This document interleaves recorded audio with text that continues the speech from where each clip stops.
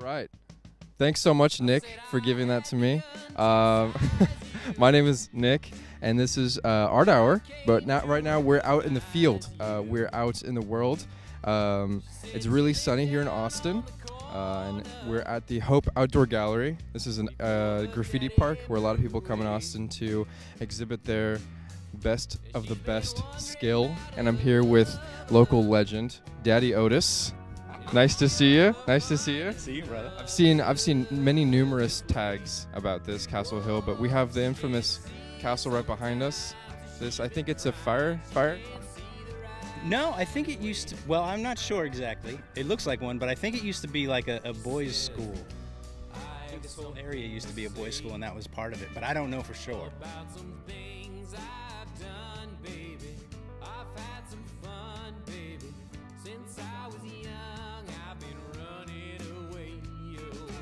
Well, tell me a little bit about when you first came here, what it was like the first time you came, and how there wasn't probably any of this.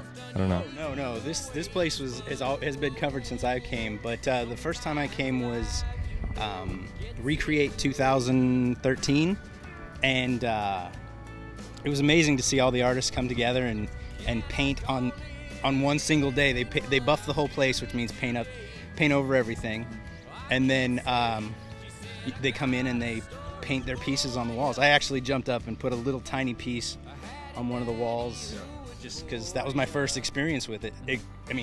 Here. Right. Like when I was a kid, I painted a little bit. Right. So around here, I'm sure that there are a lot of local painters that come around. What was your first take on like the culture of it? I kind of thought it would be sort of like gangster, a little bit. Right. With a little bit of attitude, but from the very get-go, like I fell in with some folks at StreamATX doing the Free Art Friday stuff, and those people are amazing. Like Aaron Darling, have you ever met him? No, not yet. He's amazing. He's the kindest person, and he's like the first person I met. And ever since meeting those people, like the kindness, just every person I meet here at Hope has been good. I don't paint as much as I used to. I also chainsaw carve, and I've been doing more of that lately. Like I recently just carved a Earthworm Jim piece for a show, and which was amazing. It's 3D pops out at you, right? The head. It's off the wall. It looks like a taxidermy piece, but from a video game. Yeah. I didn't have the privilege of playing Earthworm Jim. I was part of a weirder Pokemon generation. But I could still have appreciation for it. To me, this is like one of the coolest places on the planet because you can express yourself, and it's just anybody can write anything they want. It just doesn't last that long. Good friend, she's still a good friend, Sweet, who used to paint here, 400 ml bakery or something like that. Anyway, she used to call this place Sandcastle Hill because it basically just like everything washes off and it comes back and forth. You get kind of zen about people painting over your stuff because you have to come and paint over their stuff. And we're all just doing the same thing, trying to make our marks. So. When I first started, he was like the first guy to like any of my stuff. That's crazy. 3 pieces. But then we didn't actually meet until Recreate this year. Oh yeah? Yeah. So we finally got face to face with him at Recreate. Yeah. This is my first commissioned piece. I think a bunch of other people didn't want this job, so I got it. Really? But this guy is proposing to his girlfriend for prom and wanted her face with a crown and a big heart behind it, and he was going to write something on there too. And so that's awesome. I don't know, I took it as a challenge because I've never done a portrait before and it's scary, and so I wanted to do it. He seemed to be eager because maybe I was the only guy that responded. Well, it's looking great already. I mean, I could never do this, and it looks. Oh, you can do so it. far. You just got to give a shit enough about it to do it. And if that's not the biggest confidence boost I've gotten all day, I have to give a shit about it in order to do it. Damn. Curse on here, right? Like that was okay. Yeah, it's fucking live TV. Yeah, mostly gang on a bitch nigga.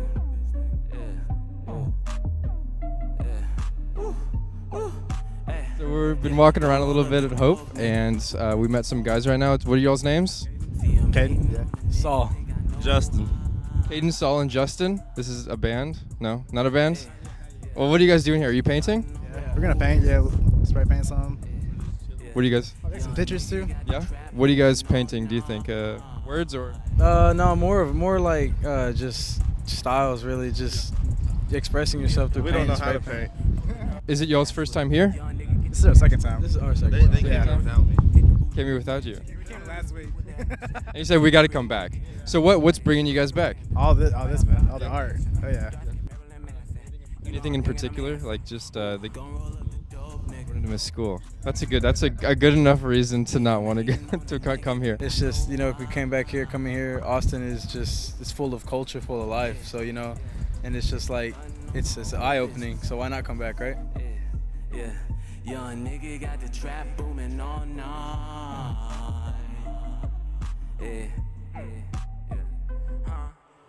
All right, so we're here at the base of Hope Outdoor Gallery. We're just at the top, but now we came down to see more of the art. But one of the great things about, and kind of the fault of it too, is that sometimes a lot of the stuff gets covered up. You can't really see it as much. You can't preserve it for that long, right? So we have a table over here that actually takes pictures of the art, and you can buy them. We have a bunch of stuff here. Hello, how's it going? Sure. This is the library of Hope Outdoor Gallery. Right on. Right where you are right now. This is a documentary since 2011. That's a lot of photos. Think about it, bro. What are we in now? 2017. Dudes. Now, in 1 year, how many pieces do you think go up in this joint? Can I estimate a couple thousand? So, what do you think this library has? Jesus. We could go through these books. Not me. Nope. It's not about me, dog. This is the All-Stars. You know how basketball has the All-Star game? Yes. This is the All-Stars of Hope Gallery. Check all that stuff out. We were just talking to Daddy Otis. Is he in there? Oh, there he is. I know. Staying steady. They're on the house.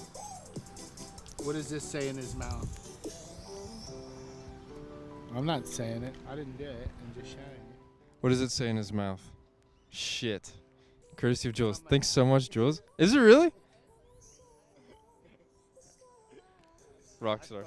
All right, so we just talked with Jules over with the photo books, photographer to the stars. And now we're here with Matt.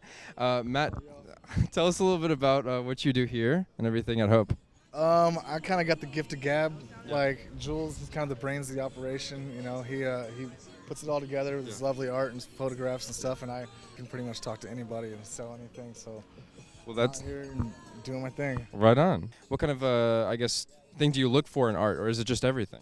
Yeah, a little bit of everything. Try to keep it PG, but sometimes we get the occasional nip slip. Whatever's out there. So tell me about what it was like when you first started. How many years ago was that? I don't even know how many. But it seems like it's kind of gotten a little more scribbly, Yeah. But still get a lot of good artists out here and do big ones and stuff. Just for example, I seen a guy come all the way from Germany, spent all day on a huge, beautiful mural. Wow. Turned around for a second to change a song on his playlist, and just as he turned around, someone walked up, wrote their name, took a selfie, and just walked off. Wow. I don't know if it's just about teaching or just about experience being here and seeing people work on stuff, but I don't know. I would hope people would at least take a little bit more consideration into that kind of thing. Respect. Respect. Well, I appreciate this. I know you probably have to go sell some stuff, but Matt, thanks a lot. Yeah, absolutely. All right, absolutely. Thanks. You sign out. I don't know if we have a go away message. We can say something to the world. If you have anything to say to the world. I heard a 70-year-old lady say this on the news the other day, and she had just run a marathon. Be fearless. It's simple, straightforward. From the sandcastle on the hill. Be fearless, Austin, Texas. All right, take it easy.